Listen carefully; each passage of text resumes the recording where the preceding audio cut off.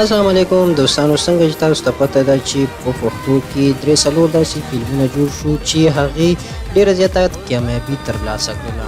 هغې کې چې کوم فلمونه دي چې د مینې محبت په باره کې جوړ شوي وو او ډز پکې نه و چې عشق مبارک و. د هغې نه مخکې جانان فلم راغلی و چې هغه هم کامیابي حاصله کړله.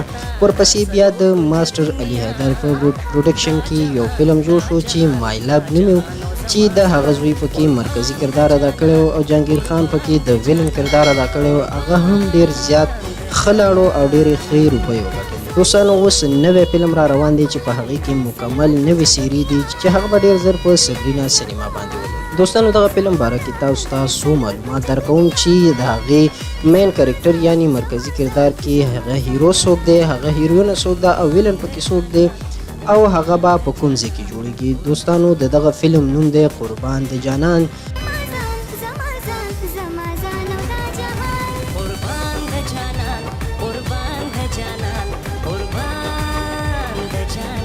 چې دا د زرغون پروډکشن پرزنټ د لاندې جوړیږي چې د دې ډایرکټر شاهد عثمان چې د دې مخکې هم دوه داسې کامیاب فلمونه جوړ کړي چې په هغې کې یو جانان دی او بل عشق مبارک. دوستانو قربان د جانان د دې پروډکشن اصغر چیما کړی دی، رایټر یې صحیح تاکالی دی، ډیوفي عادل عسکري کړی ده، کیروګرافر نگاه حسین دی، پایټ ډایرکټر شانزیب خان دی، اسسیسټنټ ډایرکټر جنگریز خان دی، ایډیټر اسدزاده او صاحبزاده دی.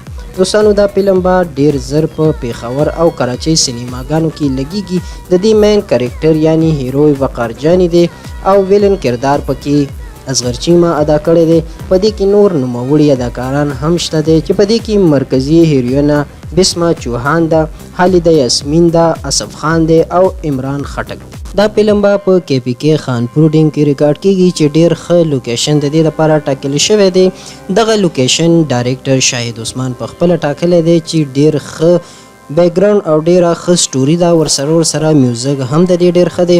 دې کې سندرغاړي دي دې فلم ته غانې زمان زهیر، یمسانور، ستاره یونس او رئیس باچا ویلي دي چې ډیرې ښکلې غانې دي او د ریکارډینګ په مرحله کې دي.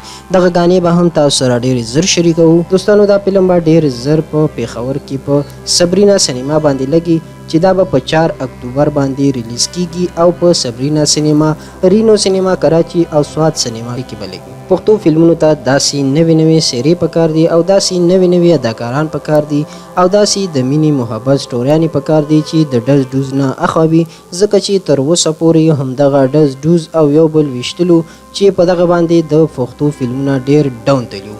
اوس داسې فلمونه جوړیږي چې هغه بیرته د پښتو سینماګانو مخ په وړاندې بوتللي او هر کس غواړي چې دغه فلمونه وګوري او مزې ترېنه واخلي. دغه د قربان د جانان مکمل ډیټیل چې له تاسو سره مو شریک کړل. د نورو را روانو فلمونو باره کې به تاسو ته په بله ویډیو کې خبر درکوو. زموږ سره اوسئ، زموږ چینل یار کلیک ضرور سبسکرایب کړئ. د الله پامان.